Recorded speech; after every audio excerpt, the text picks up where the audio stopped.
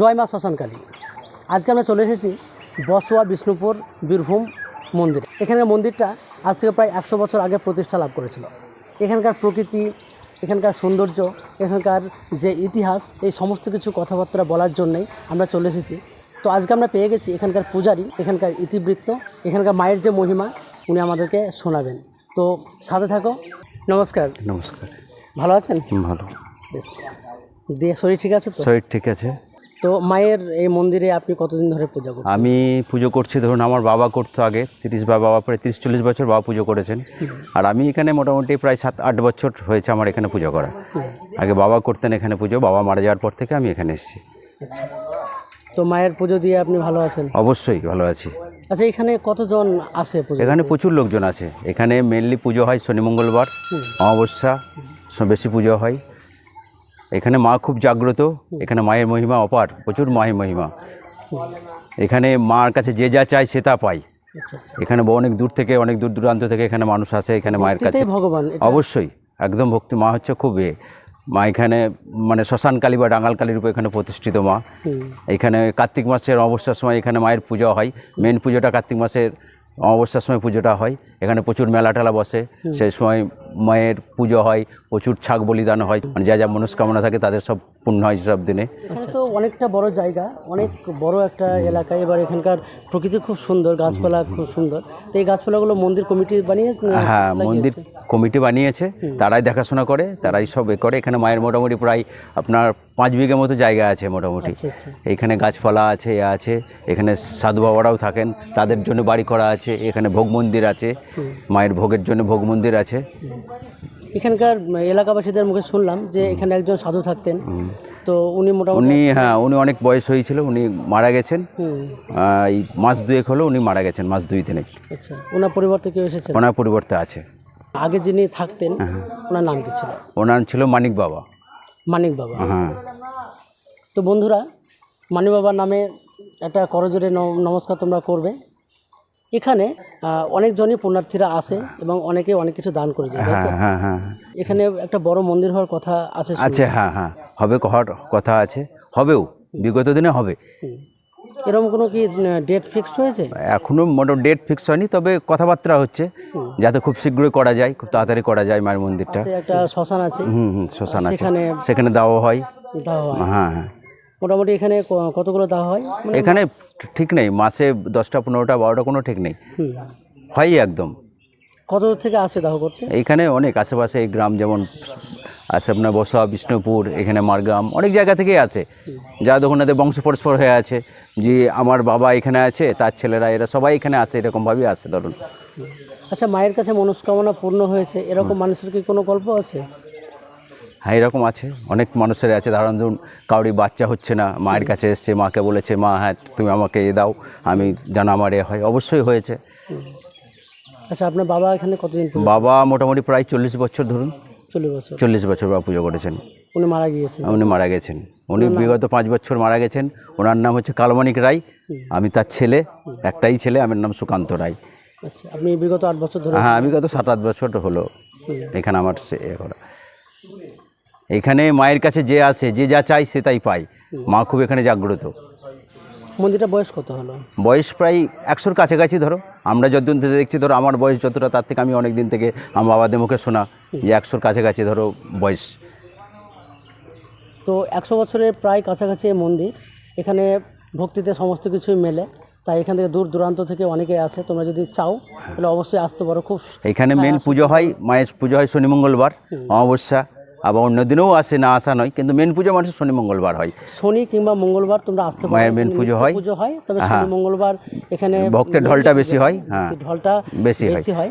আর কার্তিক মাসে অমাবস্যার সময় এখানে মেন পুজো হয়, যেখানে মায়ের মূর্তি রূপে পূজা করা হয়। এখানে 12 মাস এখানে বেদিতে পুজো হয়, আর তখন মায়ের মূর্তি করা হয়, সেই মায়ের মূর্তিতে পুজো হয়। সেখানে প্রচুর এখানে মেলা পটালা বসে, প্রচুর প্রায় 10,000-20,000 লোকের সমাগম হয়। সারা রাত্রি ধরে পুজো হয়, সারা রাত্রি ধরে পুজো হয়। ছাগল বলিদান, পাঁঠা বলিদান হয়, প্রচুর সমাগম হয়। এখানে কত দূর থেকে মানুষজন অনেক দূর থেকে আসে, বনুক দূর দূরান্ত থেকে, আশেপাশে যত গ্রাম আছে প্রায় সব গ্রাম থেকেই আসে। যে জায়গাগুলো আছে মায়ের সমস্তটা খোলা জায়গা আছে, এগুলো কি ঘিরে দেওয়া? হ্যাঁ, পরবর্তী ভবিষ্যতে হবে, সেসব চিন্তাভাবনা আছে।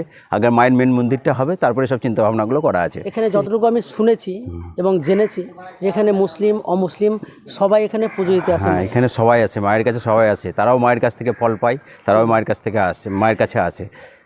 এখানে মা কোনো জাতিভেদ কিছু ব্যাপার নাই, মা সবাইকে ভালোবাসে, সবাইকে করে, সবাইকে ডাকে, হিন্দু মুসলিম বলে কিছু নেই, সবাই আসে মায়ের কাছে, সবাই আসে।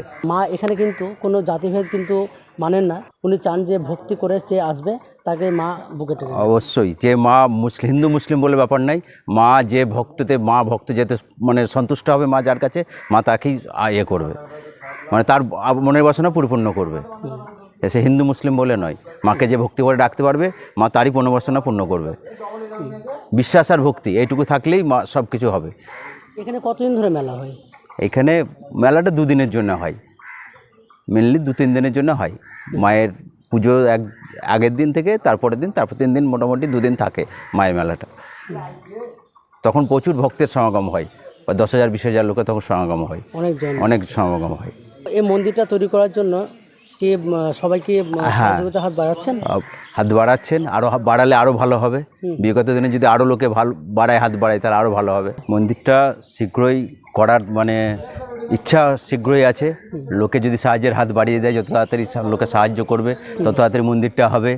তারপরে এই বাউন্ডারি ওয়ালটা করা হবে, তারপরে এখানে বাচ্চা যে মাঠটা আছে সেখানে বাচ্চাদের খেলার জন্য ছোটো পার্কও তৈরি করা হবে। তা মানুষ সাহায্যের হাত বাড়িয়ে দিলে যত তাড়াতাড়ি মানুষ সাহায্য করবে তত তাড়াতাড়ি হবে মায়ের মন্দিরটা। তাহলে বন্ধুরা বুঝতে পারছো, 10-এর লাঠি 1-এর বোঝা। তো সবাই যদি সহযোগিতার হাত বাড়িয়ে দেন তাহলে কিন্তু এই মন্দিরটা খুব শীঘ্রই তৈরি হবে। এবং এই যে সুন্দর সুন্দর পরিকল্পনা, যেমন ঠাকুরমশাই বললেন যে এখানে একটা এই মন্দির চত্বরে একটা ছেলেদের সুন্দর একটা গ্রাউন্ড তৈরি করা হবে, বাচ্চারা যাতে খেলতে পারে। তারপর অনেক এখানে মন্দিরটাও হবে, তো তার জন্য একটা বড় অ্যামাউন্টের প্রয়োজন।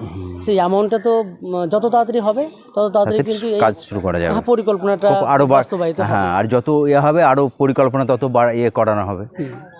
তো সবাইকে বলবো আপনারা আসুন, মায়ের মন্দিরে পুজো দিয়ে যান। বিশেষ করে শনিবার এবং মঙ্গলবার আপনারা আসুন, পুজো দিয়ে যান।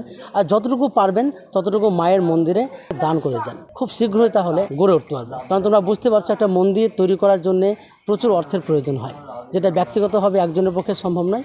সবাই হাত বাড়িয়ে দিলে পরে কিন্তু সেটা সম্ভব। আপনার ভক্তদের জন্য আপনি কি বলবেন?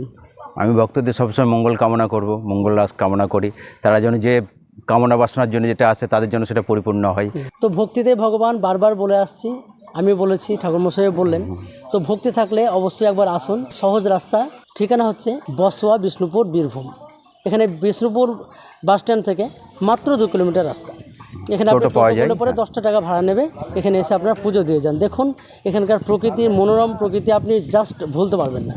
আর আপনার মন শীতল হয়ে যাবে। আপনার মনের মধ্যে যে ক্লেদটা আছে, আমি কথা দিচ্ছি যে আপনার সত্যি বলছি, আপনার মনের ভেতরে যে ক্লেদটা আছে, যে টেনশনটা আছে, সেটা অনেকটা আপনি পরিত্রাণ পাবেন। এই রাস্তায় যেখানে আমাদের শ্মশানটা পড়লো, শ্মশানে পরে মোটামুটি আপনার 500 মিটার দূরে আর একটা মন্দির আছে। হ্যাঁ, বাবার মন্দির আছে, বাবা ভূতনাথ। আচ্ছা, এটার সঙ্গে কি আলি আছে? মানে হ্যাঁ, এর সঙ্গে এর যোগাযোগ আছে। এই ভূতনাথের মাহাত্ম্যও খুব। এই ভূতনাথের আপনার যেমন শ্রাবণ মাসে শেষ সোমবার ওখানে জল ঢালা হয়, প্রচুর ভক্তের সমাগম হয়, হাজার হাজার ভক্ত সমাগম হয়। তারপরে তাদের খাওয়া করার ব্যবস্থা থাকে সব এখানে, তাদের যাতে অসুবিধা না হয় সেসব ব্যবস্থাও এখানে থাকে। প্রচুর সমাগম হয়, আর এই শ্রাবণ মাসে জল ঢালার সময় প্রচুর সমাগম হয় ভক্তের। হ্যাঁ, আর প্রকৃতিটা খুব সুন্দর, খুব সুন্দর একদম। তো ওখানে মন্দির আছে, ওখানে বাবা বিরাজমান। হ্যাঁ, আমরা এই মন্দিরটা দর্শন করার পর আমরা সেখানে গিয়েছিলাম। মানে তোমাদেরকে কি বলবো, একদম দ্বারকা নদীর সংলগ্ন, দ্বারকা নদীর ধারে ধারে একদম ছোট্ট ন্যারো রাস্তা, আর এত সুন্দর ভূবৈচিত্র্য, এত সুন্দর প্রকৃতি, জাস্ট তোমরা ভাবতে পারবে না। তো তোমাদের কাছে রিকোয়েস্ট করবো, একবার অন্তত এসো।